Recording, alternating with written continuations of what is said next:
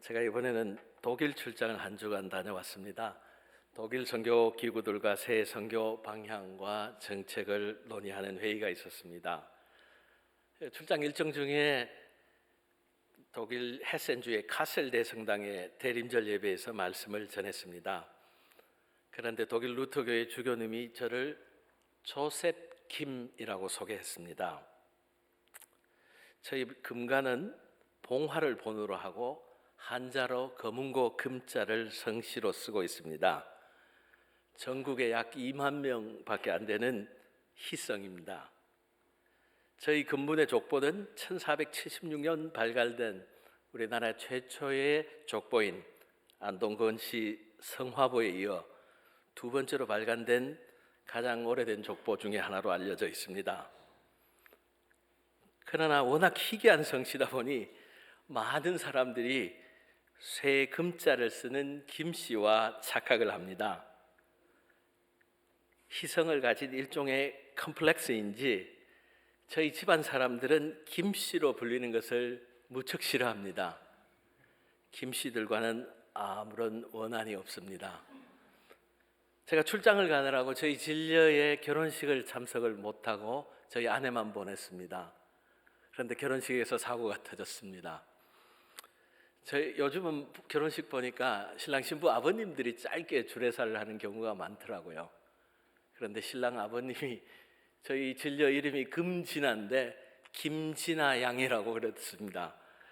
제가 노트북으로 출장지에서 라이브 스트리밍을 하는 결혼식을 보다가 저희 집안 어른들 얼굴을 자세히 봤더니 컴퓨터 스크린에서 찬바람이 나왔습니다. 우리 한국 사람들은 왜 이렇게 족보에 집착할까요? 사실 우리 민족에게 성씨가 생겨난 것은 겨우 고려시대 초기에 불과합니다. 그리고 족보가 본격적으로 생겨나고 출판된 것은 조선 후기에 이르러서입니다. 우리나라의 족보는 왕조 계급 사회의 산물로서 조선 중기에 당쟁이 격화되면서 누가 자신의 집안에 속하는지 양반의 혈통관계를 정리하기 위해서 족보들이 앞다투어 생겨났습니다. 조선 후기에는 족보가 없으면 상민으로 전락하여 군역과 부역을 지는 등 사회적인 차별과 불평등이 심했습니다. 뼈대 있는 가문의 족보는 지배층의 특권을 보증해주는 문서로서 기능했기 때문에 족보 한 지를 사는데 기와 집 한 채 값이 들었습니다. 뇌물을 써가면서 남의 집안의 족보에 자기 이름을 올리기도 했습니다. 즉 족보가 신분 상승을 위한 도구로서 사용되었다는 것입니다. 1894년에 가보경장이 발발하고 비로소 우리나라의 신분제가 폐지되었습니다. 마침내 대한제국이 패망하기 전 1909년에 민적법이 실행되어서 우리나라 모든 국민들이 본관과 성씨를 가지게 되었습니다. 마침내 봉건사회의 차별과 배제, 억압과 특권의 상징이었던 족보의 사회학적 역기능이 종말을 고하게 된 것입니다. 오늘 우리가 함께 봉독한 그 지루한 말씀에도 예수님의 족보 하나가 등장합니다. 마태는 신약 성경의 시작을 왜 족보를 필두로 했을까요?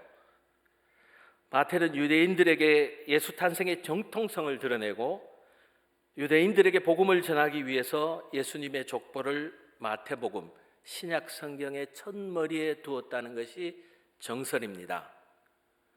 그런데 과연 신약 성경의 서막을 여는 예수님의 그 족보도 조선시대의 우리나라의 족보처럼 그 어떤 신분과 특권을 드러내기 위해 기록되었을까요?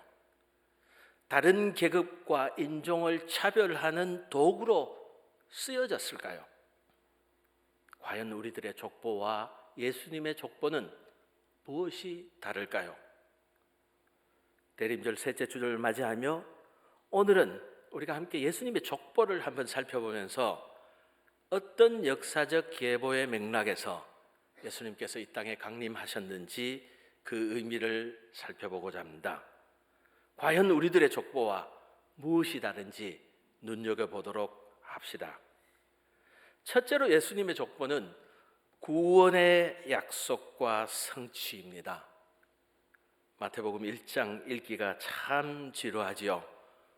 우리가 성경 통독을 시작하면 마태복음 첫 장에서 탁 막히는 기분입니다. 누가 누구를 낳고 또 낳고 또 낳고 예수님의 42대 족보가 끝이 나지 않을 것 같이 펼쳐지는 본문입니다. 그런데 이 예수님의 족보는 매우 중요한 역사의 기록입니다. 구약 성서와 신약 성서를 연결해 주는 말씀이며 구약의 전체를 요약하고 있습니다. 오래된 약속인 구약은 이 땅에 오실 구세주 예수 그리스도에 관한 약속이고, 신약은 예수님을 통해 성취되고 일구어가는 장차 이루어질 하나님 나라에 대한 약속입니다. 구약 성경은 하나님이 주신 언약으로 가득 차 있습니다. 그 중에서 가장 중요한 두 가지 언약은 아브라함에게 주신 언약과 다윗에게 주신 언약입니다. 창세기 12장 1절에서 2절을 보면 하나님은 아브라함을 택하시고 불러서 언약을 주셨습니다. 여호와께서 아브라함에게 이르시되 너는 너의 고향과 친척과 아버지의 집을 떠나 내가 내게 보여줄 땅으로 가라. 내가 너로 큰 민족을 이루고 내게 복을 주어 내 이름을 창대하게 하리니 너는 복이 될지라. 이 땅의 모든 족속이 아브라함을 말미암아서 복을 얻을 것이라고 약속하고 있습니다. 아브라함에게 주신 축복은 바로 그 후손 예수 그리스도를 통해서 이 땅의 모든 민족이 죄와 저주와 억압에서 벗어나 구원과 해방에 이른다는 약속입니다. 성령을 선물로 받고 하나님의 자녀가 되는 약속입니다. 그런데 아브라함의 약속은 조건부 언약입니다. 내가 내 지시대로 행하면 그 복을 주겠다, 보응하겠다는 조건부 약속입니다. 그런데 역대상 17장 12절을 보면 하나님께서는 나단 선지자를 통해 다윗에게 새로운 언약을 주셨습니다. 그는 나를 위하여 집을 건축할 것이요 나는 그의 왕위를 영원히 경고하게 하리라. 그 중에서도 제일 중요한 것은 다윗에게 주신 왕권이 다윗의 자손들에게 영원히 경고하게 주어질 것이라는 약속입니다. 그리고 여기에 구체적으로 덧붙여진 말씀이 따라옵니다. 하나님은 다윗의 후손들이 범죄한다 할지라도 사람 막대기와 인생 채찍으로 그들을 징계하겠지만 사울에게 하신 것처럼 그 왕위를 빼앗는 일은 하지 않으시겠다는 바로 무조건적인 약속입니다. 그 언약의 영원함은 결코 다윗 자손의 행위에 따라서 좌우되는 것이 아닙니다. 무슨 일이 있더라도 어떤 다윗의 자손이 하나님을 배반해도 하나님은 그 언약을 꼭 이루겠다는 무조건적인 약속입니다. 다윗의 자손 중에 메시아가 날 것이고 그가 참되고 영원한 하나님의 주권을 선포할 것이라고 예언하고 있습니다. 다윗 언약은 내가 이렇게 하면 내가 이렇게 해주겠다, give and take의 조건부 약속이 아니라 무조건적인 일방적인 구원의 선포입니다. 여러분, 복음이 무엇입니까? 이것이 복음입니다. 우리의 신실함이 구원의 근거가 아니라 하나님의 신실함이 우리의 구원의 근거가 되는 것입니다. 하나님이 선하심이 여기에 있습니다. 마태복음 1장 1절은 아브라함과 다윗의 자손 예수 그리스도의 세계라 라고 선포하고 있습니다. 마태복음에서 예수님의 족보를 기록한 목적은 바로 예수 그리스도께서는 아브라함과 다윗의 혈통에 따라 구약의 예언된 메시아이며 하나님의 언약을 완성하고 인류를 구원하실 분이며 영원한 주권을 지닌 분이라는 것을 알려주기 위해 기록되었습니다. 그것이 바로 마태가 예수님의 족보를 기록한 목적입니다. 오늘 우리에게 구원이 임하였다고, 무조건적인 구원이 임하였다고 선포하기 위해서 마태복음을 기록했습니다. 예수님은 육신적으로는 아브라함과 다윗의 자손입니다. 그러나 예수님은 성령을 통해 마리아에게 잉태하신 세상에 오신 하나님의 아들입니다. 예수님은 하나님의 언약을 완성하기 위해 아브라함과 다윗의 자손으로 오셨지만 그 본질은 하나님께서 육신을 입고 이 땅에 오신 것입니다. 예수님의 육신은 마리아의 몸을 통해 성취되었고 그 본성은 하나님이신 참 하나님이며 참 사람의 모습을 가지고 우리를 구원하신 것입니다. 우리 대한민국에 이단들이 많은데요, 기독교 이단들은 크게 두 가지로 나누어집니다. 첫 번째 부류는 예수님의 신성을 부인하거나 제한을 둡니다. 예수님을 불완전한 구세주로 보고 또 다른 구원자 혹은 완성자, 즉 이단들의 교주를 통해서 하나님 나라가 완성된다고 이야기하고 있습니다. 두 번째 부류의 이단들은 예수님의 인성을 부정합니다. 예수님은 오직 신이라는 것입니다. 예수님이 인간이 아니면, 우리와 똑같은 성육신 하신 인간이 아니면 예수님께서 이 땅에서 감당하신 고난이 아무런 의미가 없습니다. 신이 무슨 고통을 느끼겠습니까? 아무런 고통이 없고 십자가 사건마저도 우리와는 아무런 관계가 없는 무관한 사건이 되어버리기 때문입니다. 그래서 마태는 예수님께서 참 하나님이며 참 인간이라는 것을 증거하고 이 땅에 오신 목적이 우리의 구원에 있다는 것을 족보를 통해 밝히고 있습니다. 두 번째로 예수님의 족보는 은혜의 증거입니다. 우리는 예수님의 족보에 기록된 사람들은 아주 훌륭한 믿음의 선진들이라고 생각하기가 쉽습니다. 그런데 족보에 기록된 사람들의 면면을 자세히 살펴보면 아주 충격적입니다. 2절에 보면 시작부터 아브라함이 이삭을 낳고 이삭은 야곱을 낳고 야곱은 유다와 그의 형제들을 낳았다고 기록하고 있습니다. 야곱의 아들들 가운데 가장 탁월한 사람이 누구였을까요? 우리가 다 알듯이 이집트에 수상을 한 요셉이었죠. 요셉은 애굽에 팔려가서 총리가 되어서 온 가족과 당시 고대 근동의 모든 인류를 기근에서 구원하신 사람입니다. 그런데 예수님의 족보에 요셉이 없고 유다가 기록되어 있습니다.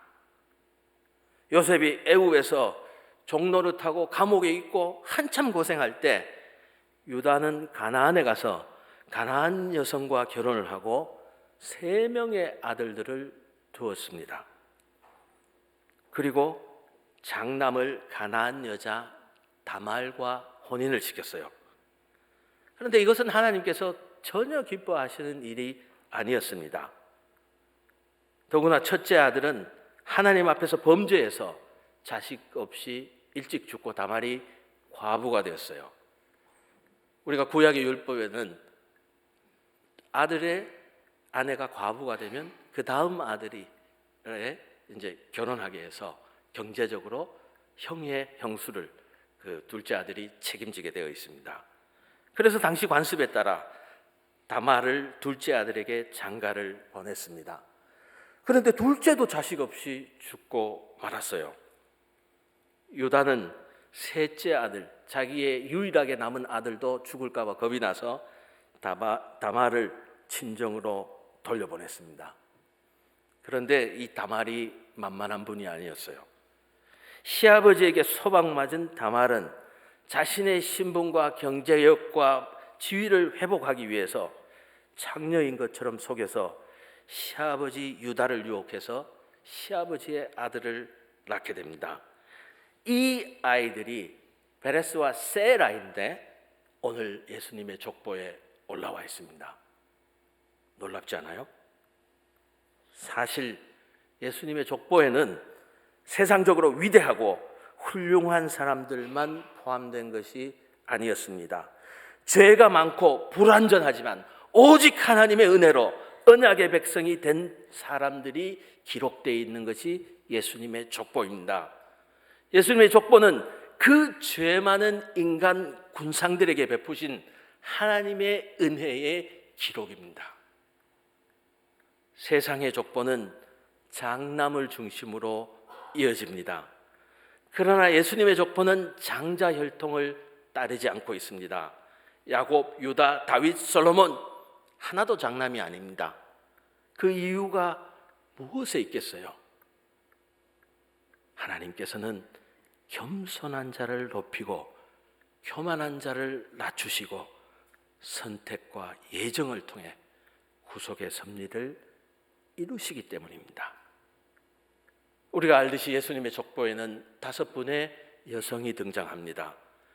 이들 중에 다말, 라합, 룻은 이방 사람입니다. 외국 사람입니다.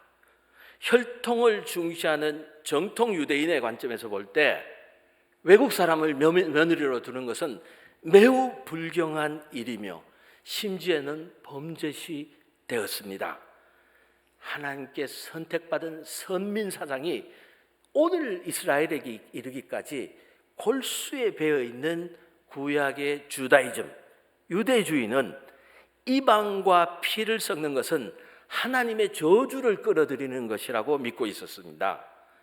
다윗의 혈통에 이방의 피가 섞이는 것은 용납될 수 없는 일이고 마치 오늘의 인도의 달리트, 불가촉 천민들처럼 유대인들이 이방인들과 관계하면 그들의 피가 오염되고 저주가 유입된다고 보았습니다. 심지어는 예수님의 시대에도 예수님께서 갈릴리 호수를 건너서 사마리아 지역에 전도하러 갈 때 제자들이 그렇게 가지 않겠다고 막은 이유가 그곳에 가서 그 불가촉 천민들과 접촉하면 자신들의 피가 오염된다고 믿었기 때문입니다. 그런데 메시아 예수 그리스도의 조모, 할머니들 가운데 이렇게 이방 여인들이 여럿이 있다는 것은 매우 이상한 일입니다. 설상가상 다말과 라합과 밧세바는 불륜을 저지른 사람들입니다. 다말에 대해서는 이미 말씀드렸고 라합은 우리가 알다시피 여리고성의 기생이었습니다. 2명의 정탐꾼을 여리고성에 들어왔을 때 라합은 전능하신 하나님을 믿고 이 2 사람을 숨겨주고 탈출시켜 주었습니다. 그 정탐꾼 중에 하나인 살몬과 라합은 결혼해서 보아스를 낳았습니다. 밧세바는 다윗과 불륜을 저질렀죠. 그래서 마태는 솔로몬의 어머니 이름을 밧세바라고 기록하지 않고 우리아의 아내라고 적었습니다. 남의 아내가 다른 남자의 자식을 낳았다는 뜻입니다. 한편 룻은 불륜을 저지르지는 않았지만 모압 족속이었습니다. 모압 족속은 소돔과 고모라가 심판으로 멸망할 때 우리가 알다시피 그곳을 탈출한 롯과 그의 첫째 딸이 근친 상간을 해서 이어간 종족이 모압 종족입니다. 그래서 신명기 율법에서는 모압 족속은 영원히 하나님의 총회, 오늘로 말하면 교회에 들어오지 못한다고 기록되어 있습니다. 그러나 룻은 시어머니 나오미를 따라서 이스라엘로 왔고 보아스와 결혼해서 다윗의 증조모가 되었습니다. 참 놀라운 일이죠. 성도 여러분, 이 족보가 무엇을 이야기하고 있나요? 예수님에게는, 하나님에게는 성별이 중요하지 않습니다. 남성이나 여성이나 복음은 차별 없이 임하십니다. 어제나 오늘도 우리에게 동일한 은혜를 베푸십니다. 우리의 하나님에게는 인종마저 중요하지 않습니다. 비록 저주받는 민족이라도 예수 그리스도를 통해서 하나님의 자녀가 될 수 있습니다. 흑인이나 백인이나 골고루 은혜를 나눠줍니다. 우리 싱가포르는 아시아인들이 주로 많으니까 이런 일들이 없는데, 미국에 있는 제 친구 목사님이 그래요. 저희 나이 또래가 이제 자녀들을 출가시킬 나이가 되니까 처음에는 자기 딸 보고 그랬대요. 한국 사람? 한국 사회를 좀 데려왔으면 좋겠다. 근데 딸이 30이 넘어가니까 죄송합니다, 흑인만 아니었으면 좋겠다 그랬대. 40이 다 돼가니까 남성이면 좋겠다 그랬답니다. 예수님의 족보에는 신분의 귀천도 없습니다. 과부나 기생이나 장군의 아내나 목수의 부인이나 모두 예수 그리스도의 탄생에 하나님의 구원 사역의 일꾼으로 존귀하게 사용되었다는 것을 증거하기 위해서 족보를 기록한 것입니다. 우리가 하나님 앞에 자신을 내려놓고 우리 인생의 길을 돌이켜 예수 그리스도의 제자로 십자가의 길을 따를 때 하나님은 우리 인생을 하나님 나라를 위해서 사용하시며 세상이 알 수 없는 놀라운 신비로운 은혜를 부어주신다는 약속이 예수님의 족보입니다. 세 번째로 예수님의 족보는 하나님의 사랑의 서사시입니다. 여러분, 예수님의 족보에 사라와 리브가와 같은 위대한 믿음의 여인들이 기록되지 않고 이렇게 문제가, 출신 배경이 심각한 여성들을 기록해 놓았던 것은 정말 충격적인 일이에요. 한번 지금도 그런 이름들을 우리 족보에 착 드러내는 게 부끄러울 수 있는데, 그 기원전 사회에서 예수님의 족보를 이런 중심으로 기록했다는 것은 충격적입니다. 윤리적 약점이 있고 출생의 약점이 있고 혈통의 약점이 있는 사람들을 전면에 기록했습니다. 그럼에도 불구하고 풍성한 하나님의 사랑과 축복을 누렸고 그것을 증거하기 위해서 기록한 것입니다. 예수님은 그 어떤 죄인이라도, 그 어떤 허물이 있어도, 그 어떤 율법 조항을 어겨도 우리가 회개하고 주님께 돌아오면 당신의 생명책에 기록하시고 당신의 자녀로 받아주십니다. 그 사랑 안에서는 우리들의 과거가 중요하지 않습니다. 지금 여러분이 하나님의 사람인가? 그것이 중요한 것입니다. 왜 세상적으로 잘나고 성공한 사람도 많은데 그들을 예수님의 족보에 기록하지 않았을까요? 억울하지 않아요? 왜냐하면 본인이 스스로 잘나서 성공했다고 믿는 사람은 하나님을 앞서가기 때문입니다. 하나님을 두려워하는 마음, 경외심이 없기 때문입니다. 하나님의 영광은 뒷전이고 자신의 영광이 앞서가기 때문입니다. 그리스도인들이 교회 안에서 세상의 지위와 성공을 자랑하면 안 됩니다. 어떤 집안의 배경을 가졌는지, 얼마나 족보 있는 가문인지, 몇 대를 예수를 믿었든지 간에 그것으로 구원을 얻을 수 없습니다. 신앙의 명문가니 신앙의 연수를 자랑하지도 맙시다. 교회 안에서 무슨 직분을 가졌다고 의시될 일도 아닙니다. 그리스도인들은 혈통과 육정으로 나는 것이 아닙니다. 내가 주님의 족보에 들어가는 데 있어서 우리의 공로로 된 것은 단 일도 없습니다. 오직 하나님의 사랑으로 은혜 가운데 하나님 나라의 백성이 되는 것입니다. 그 앞에서 아무것도 자랑할 것이 없습니다. 오직 하나님의 사랑으로, 오직 은혜 가운데 하나님 나라의 백성이 되는 것입니다. 오직 은혜입니다. 그래서 우리는 주님의 영광만을 드러내어야 합니다. 바울의 고백입니다. 내게는 우리 주 예수 그리스도의 십자가 외에 결코 자랑할 것이 없나니 그는 모든 이력과 성공과 학문을 마침내 배설물로 여겼습니다. 그리고 그가 자랑할 것은 오직 예수 그리스도의 십자가의 사랑이라고 고백하고 있습니다. 우리가 높이 올라갈수록 낮아지는 일에 열심인 성도, 많이 누릴수록 나누는 일에 열심인 성도, 직분을 가질수록 섬기는 데 앞장서는 성도가 되어야 합니다.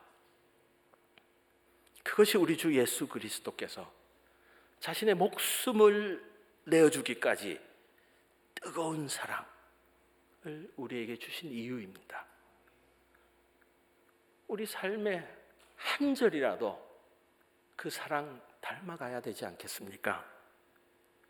그 십자가의 사랑이 우리의 삶을 얼마나 부욕해 하는지 그 증거들이 42분의 예수님의 족보에 등재된 사람 하나하나의 이름이 그 사랑의 증거들입니다.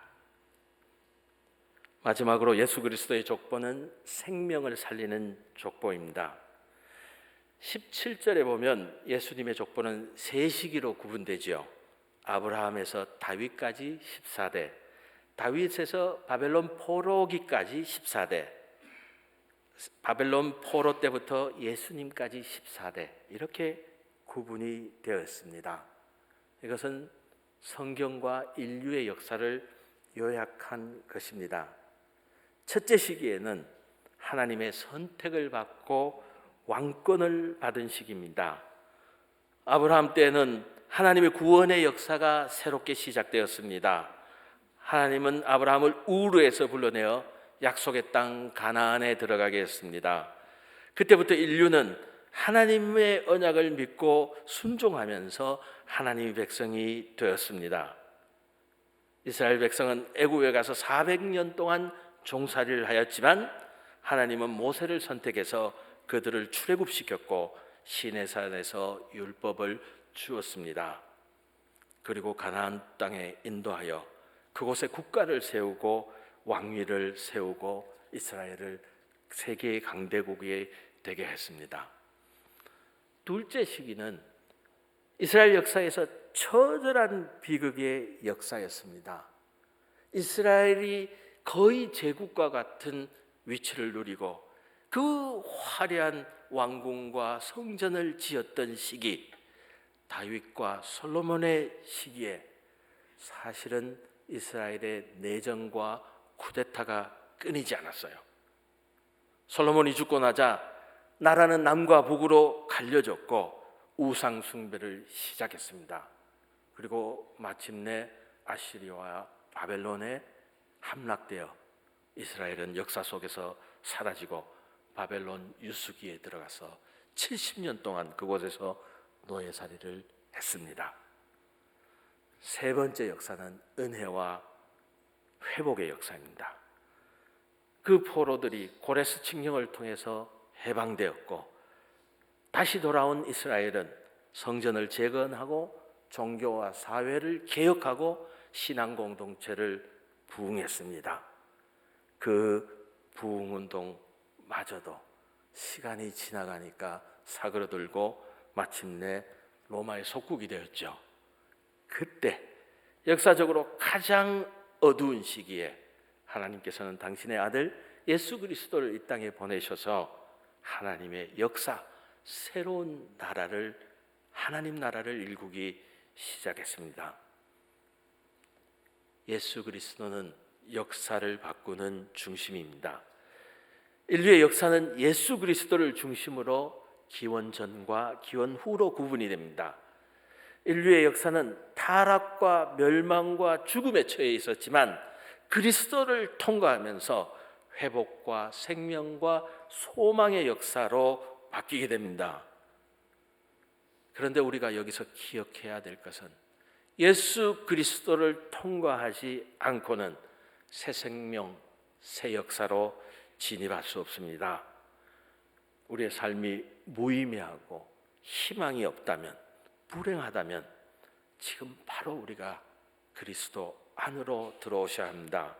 그러면 그리스도 안에 새로운 생명이 있습니다. 하나님의 사랑을 만날 수 있습니다.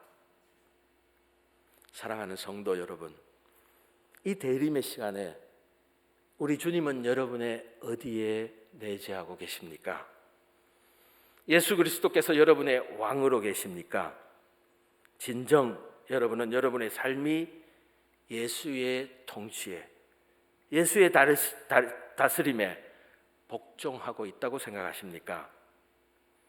오시는 하나님의 사랑, 예수님을 이번 성탄에 꼭 맞이하시기를 바랍니다. 그러면 예수님은 여러분과 영원한 동행자, 친구가 되실 것입니다. 우리들을 죄와 고통에서 자유롭게 하고 죽음의 공포에서 승리하게 할 것입니다.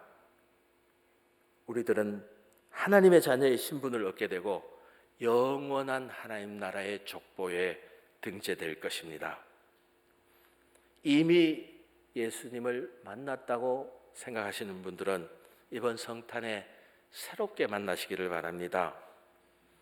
하나님의 아들임에도 불구하고 하늘 영광을 버리고 비천한 가문에서 태어나서 짐승의 구유에 누워 계신 그 아기 예수를 새롭게 발견하시기 바랍니다.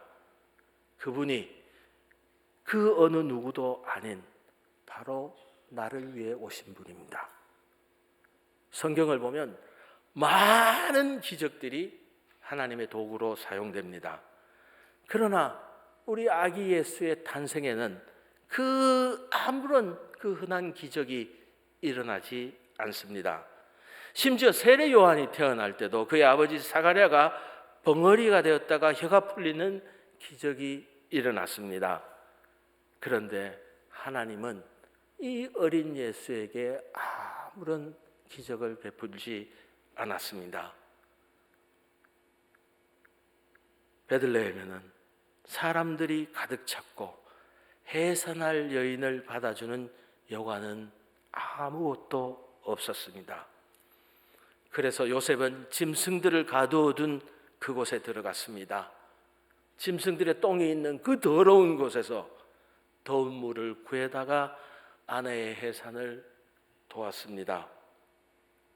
아기 예수를 눕힐 곳이 없어서 짐승의 여물통을 닦아내고 그곳을 요람 삼아 아기 예수를 강보에 싸서 눕혔습니다.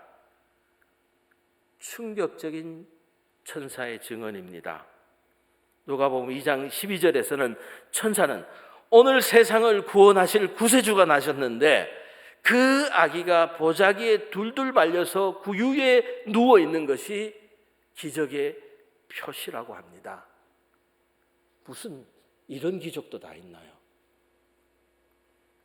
하나님께서는 아무도 상상하지 못하는 방식으로 자신의 아들을 우리의 목숨을 살리기 위해 이 땅에 보냈습니다. 그리고 천사를 보내서 이것이 너희에게 보여주는 기적의 표시라고 합니다. 짐승의 여물통에 강보로 둘둘 말려있는 그 초라한 모습의 아기가 우리에게 보여줄 기적의 전부라고 이야기합니다. 여러분, 이 기적을 우리 마음속에 간직해야 됩니다. 하나님이 이 땅에 오셨는데 그 비천한 공간에서 그 비천한 모습으로 자신의 목숨을 우리에게 내어주기 위해서 오신 그 사실이 인류 역사의 가장 큰 기적인 것입니다. 예수님은 만왕의 왕으로 오셨습니다. 그러나 사람들은 그를 영접하지 않았습니다. 태어나실 때부터 돌아가실 때까지 환영받지 못했고 머무실 방이 없었습니다. 여우도 굴이 있고 공중의 새도 잠잘 곳이 있지만 인자는 머리 둘 곳이 없었습니다. 그를 이 땅에서 받아준 유일한 장소는 십자가였습니다. 주님은 태어나시는 그 순간부터 십자가를 지고 사신 것입니다. 예수님께 내 마음에 빈방 하나를 내어드릴 수 없는 그런 삶,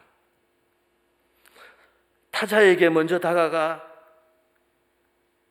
따뜻한 인사 한 번을 못 건네는 그런 자기중심적인 삶,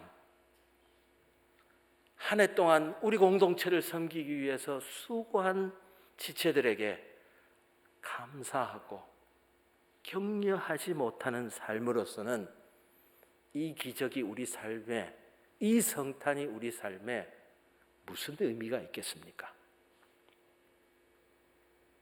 수저계급론이 한국 청년들 사이에 유행입니다.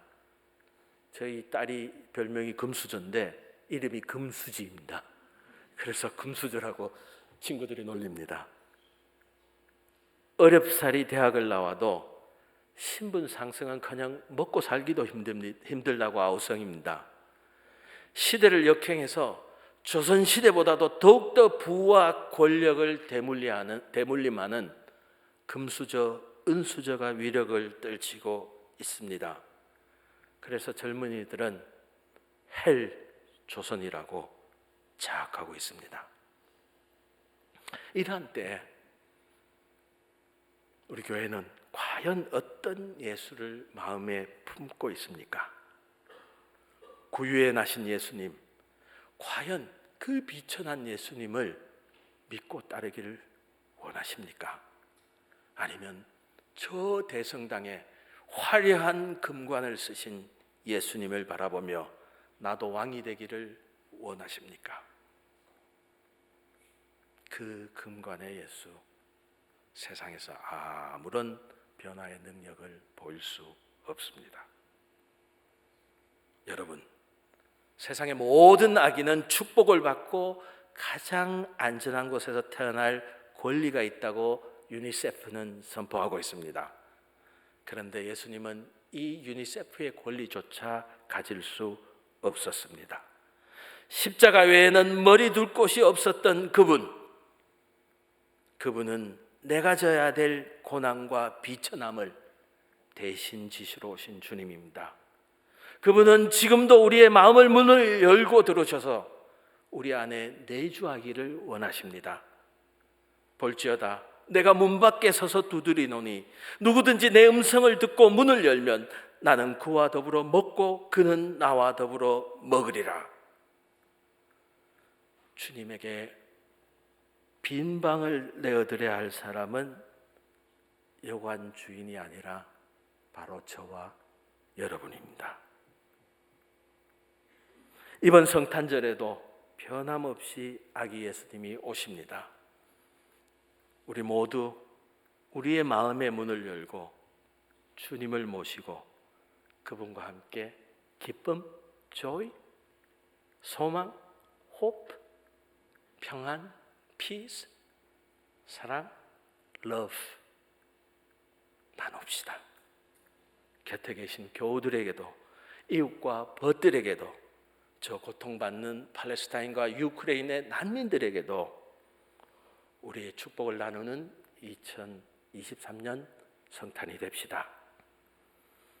여러분의 인생은 예수님의 구원의 족보에 기록되어 있습니다. 아멘. 다 같이 기도하겠습니다.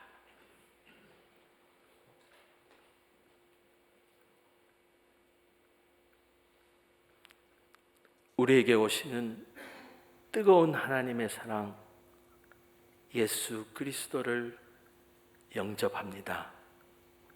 주님, 우리의 마음의 문을 열고 우리 삶 가운데 오셔서 우리를 변화시켜 주시옵소서. 우리의 삶이 기쁨과 소망과 평안과 사랑으로 충만하게 하시옵소서. 그래서 세상 속에서 기쁨으로, 희망으로, 평화로, 사랑으로 그 예수 그리스도 존귀한 이름을 선포하고 나누는 저희 싱가포르 한인교회 교우들 되게 하여 주시옵소서. 우리 인생을 당신의 구원의 계보에 기록해 주심을 감사합니다. 우리 주 예수 그리스도의 이름으로 기도드리옵나이다.